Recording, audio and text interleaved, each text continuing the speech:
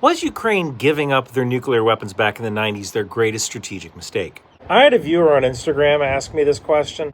And it's a tough one to answer because hindsight's always 2020, right? I was alive during that time period in history when the Berlin Wall fell and communism collapsed, and everyone was just kind of hopeful for the future. But another thing you have to understand is that just because Ukraine had nuclear weapons on their territory doesn't mean they actually would have been able to use them. Modern nuclear weapons use what's called a permissive action link. This is a code that you have to enter into the weapon, and unless you enter in this code, the weapon won't function as designed or function at all. Now, the original arming locks were literally just locks. Like the British literally just used a bicycle lock key.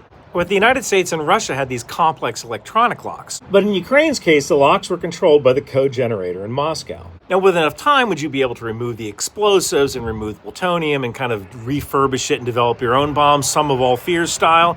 Yeah, I'm sure that would be possible. But there would be a cost to that, and at the time in 1994, Ukraine's economy had a GDP of $52.5 billion a year. So is that really where you want to put your money, into a nuclear weapon you might never need, especially when the United States offered security guarantees? Oh.